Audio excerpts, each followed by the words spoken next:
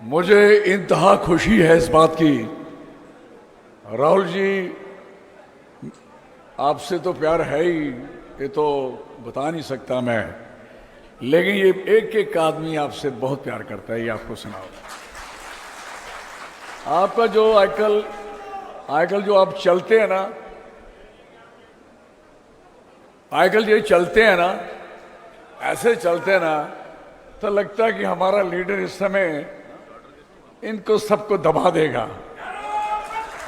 आप 15 अगस्त की पौड़ियां चढ़ रहे थे, क्या बात है, यू ग्रेट यार। आप चिंता नहीं करो, मैं आपको कहता हूं, जान मांगोगे हमारी और हमारे वर्करों की, we are ready to face कोई कॉन्स्टिट्यूशन हो। हमें सुनो भाई, हम चाहते हैं आपका जो सहयोग इस देश को मिल रहा है, आपने जो किया है मैं आपको कहना चाहूंगा, आप और आपका परिवार, बड़ी तकलीफ होती थी इनको, परिवार अब मैं गाली नहीं दे सकता, लेकिन परिवार ने दिखाया कि हिंदुस्तान के लिए यही परिवार है जो हिंदुस्तान के लिए मर मिट रहा है। आपको कितनी यातनाएं, कितनी तकलीफें। आज एक बेवकूफ कोर्ट कचहरी में गया, जाके कहता है इनकी मेंबर हिंदुस्तानी बताने की बात करता है। आपके लिए लानत है, मैं कहता हूं, जिन्होंने हिंदुस्तान बनाया। अरे क्या बात है यार, आज हिंदुस्तान बनाने वाले उस फैमिली को कहते हो आप जहां के मैंबर नहीं हो, तुसी तोड़े प्यो वाले मैंबर हो, तुसी सारे।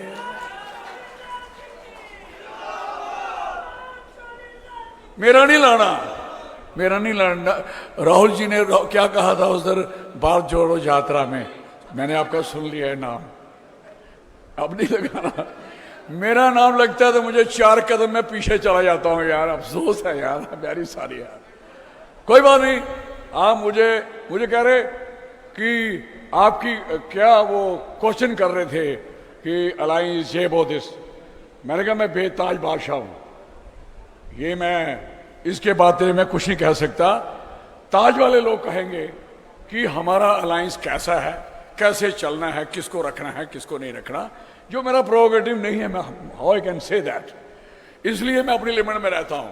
समय मुझे करर साहब ने कहा ही 2 मिनट है, तो मैं क्या करूं, तो मैं जनाब को ये कहना नहीं बोलूंगा। मैं ये कहना चाहूंगा राहुल जी, एक मीटिंग आपसे बड़ी जरूरी है, और ये जो इलेक्शन है ना, मैं आपको लिख के देता हूं, अगर आप अकेले भी लड़ो ना आप, और मैं नहीं किसी को कहता, क्योंकि लोगों ने आपको सड़क पे छाले पड़ते देखा है यार, हद होती है। कोई कहता साधु, मैं कहता हूं आई तपस्या जिसने सबसे ज्यादा की है, साधु तो ये बैठे हैं, ये साधु हैं, यो बैठे हैं सामने, ये तो बाकी फ्रॉड सारा हम देखते हैं, रोज देखते हैं। तो मेरा जनाब से कहने का मकसद है, समय कम होने के कारण हम अपने यहां भी कहो, मेरे इलाके में कहीं भी आप जलसा करना चाहो, किसी भी 3 जिलों में, किश्तवाड़ हो, डोडा हो, आपका मेरा कठुआ हो, आपका कठुआ हो, तो मेरी जनाब से विनती है, थोड़ा सा हमें भी छोटा सा एक्सपीरियंस है, कभी कोई 4 बातें हमसे भी कोई पूछ लिया करे कि लाल सिंह जी ये करें तो कैसा होगा। अगर मेरी वजह से नुकसान होगा, हम छोड़ ही देंगे सब कुछ, सच्ची बात है। धन्यवाद, बड़ी मेहरबानी। मैं 2-3 नारे लगाऊंगा। हम यहां नारे लगाते हैं इनसे तंग होके, हम कहते हैं जो सरकार जमीनें छीने, जो सरकार नौकरियां छीने, जो सरकार चिट्टा बेचे, जो सरकार निकम्मी है, तख्त बदल दो, ताज बदल दो, तख्त बदल दो, ताज बदल दो। राहुल गांधी आगे बढ़ो, राहुल गांधी आगे बढ़ो, खड़गे साहब आगे बढ़ो,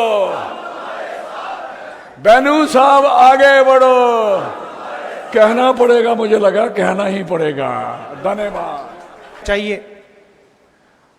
और पूरा का पूरा जो फायदा हो रहा है वो जम्मू के लोगों का नहीं हो रहा है, कश्मीर के लोगों का नहीं हो रहा है, बाहर के लोगों का हो रहा है।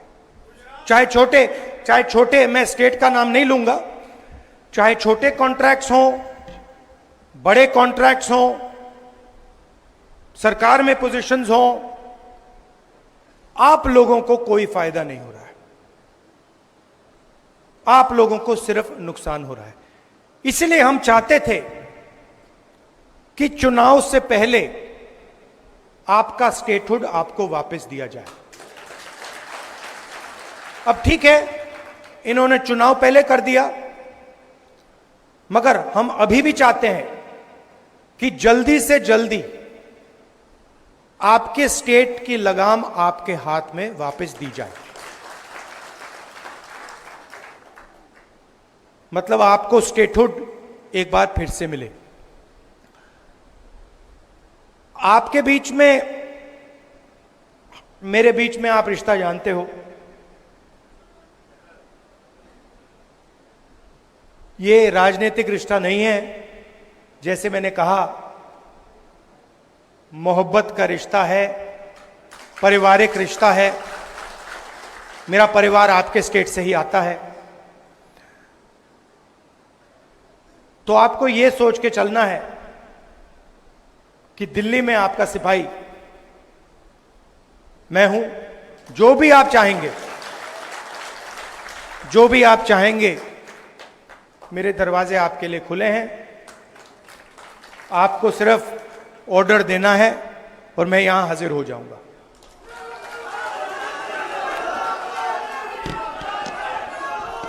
देखिए, शायद रमन भल्ला जी ने कहा, ठहर जाइए मैडम, खत्म करने दीजिए। अभी नहीं मैडम, बाद में कर लेना, डिस्टर्ब मत कीजिए।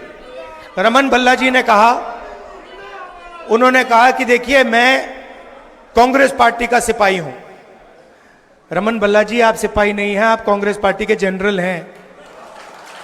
और आप जैसे अलग अलग जनरल खड़े हुए हैं यहां पे।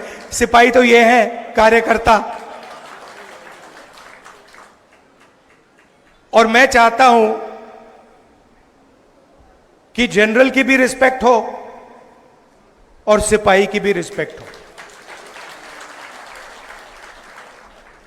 गठबंधन हो रहा है, मैं चाहता हूं कि जो भी गठबंधन हो उससे हमारे कार्यकर्ताओं को, सिपाहियों को और हमारे कमांडर्स को रिस्पेक्ट मिले, इज्जत मिले।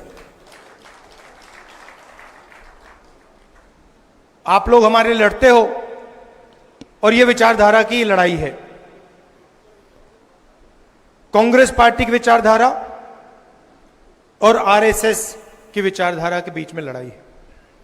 आपने देखा होगा, चुनाव से पहले प्रधानमंत्री यूं भाषण देते थे, देखा आपने?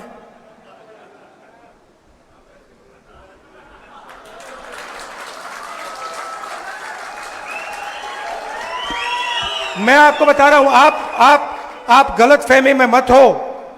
कांग्रेस पार्टी के कार्यकर्ता ने, मैं बता रहा हूं आपको, कांग्रेस पार्टी के कार्यकर्ता ने हिंदुस्तान के प्रधानमंत्री से कॉन्स्टिट्यूशन पर ऐसे ये करवा दिया। ये आपकी देन है, आपका काम है। और मैं तो पार्लियामेंट में बैठता हूं, मुझे तो बिल्कुल सामने दिखते हैं। मैं आपको बता रहा हूं कि आपने हिंदुस्तान के प्रधानमंत्री की जो कॉन्फिडेंस थी उसको खत्म कर दिया, उड़ा दिया। मतलब कांग्रेस के कार्यकर्ता ने उनको इतना साइकोलॉजिकल टेंशन दिया कि उनकी साइकोलॉजी कोलैप्स कर गई। और वो जो प्रधानमंत्री थे, सच्चाई है, पूरा देश देख पा रहा है, जो चुनाव से पहले प्रधानमंत्री थे, जिनका डायरेक्ट कनेक्शन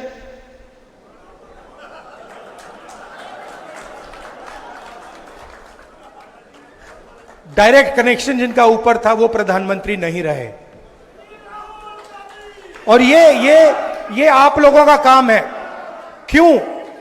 क्योंकि कठिनाई के समय, जब कठिनाई थी, जब आपकी विचारधारा पर आक्रमण हो रहा था, तो आप लोग कांग्रेस पार्टी का झंडा लिए घूम रहे थे। यह सच्चाई है। बहुत सारे लोग झंडा फेंक कर भाग गए। आप नहीं गए, आप खड़े रहे। आपने लाठी खाई, गोली खाई, गाली खाई, मगर आप 1 इंच पीछे नहीं हटे। इसलिए मैं आपको कांग्रेस पार्टी के बब्बर शेर कहता हूं। और मैं चाहता हूं कि ठीक है, चुनाव में टिकट बांटे जाते हैं, बड़े बड़े नेताओं को टिकट बांटे जाते हैं, मगर मैं ये भी चाहता हूं कि हमारे कार्यकर्ताओं को भी एमएलए बनने का मौका मिले। तो कर्रा साहब, वेणुगोपाल जी, मीर साहब, मैं आपसे कहना चाहता हूं कि मैं उदाहरण देखना चाहता हूं जहां जमीनी कार्यकर्ताओं को एमएलए का टिकट दिया गया और वो विधानसभा तक पहुंचा।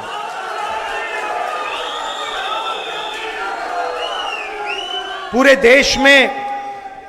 देश में बीजेपी के विचारधारा ने बेरोजगारी फैला दी है। आपको फर्स्ट हैंड दिख रहा है, जम्मू में भी बेरोजगारी फैलती जा रही है, महंगाई बढ़ती जा रही है।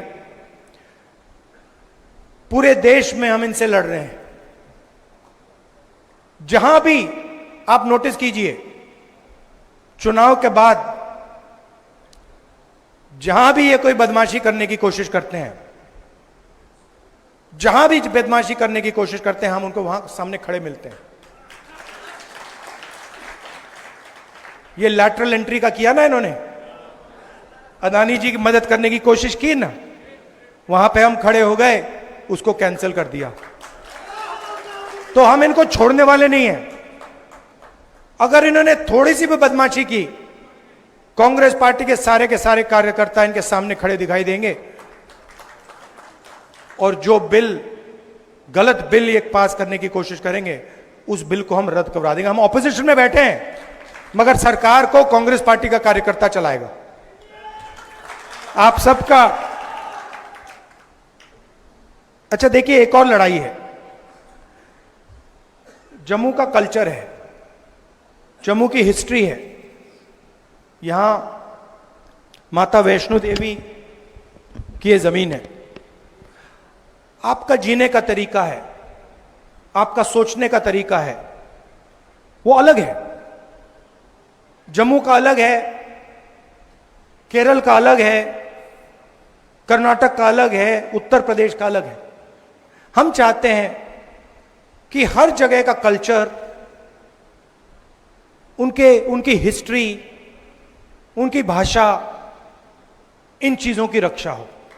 हम चाहते हैं कि आपकी आवाज आपकी सरकार में हो,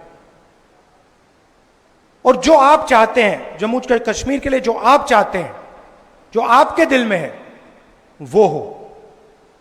अब बीजेपी की दूसरी सोच है, वो पूरे देश को नागपुर से चलाना चाहते हैं।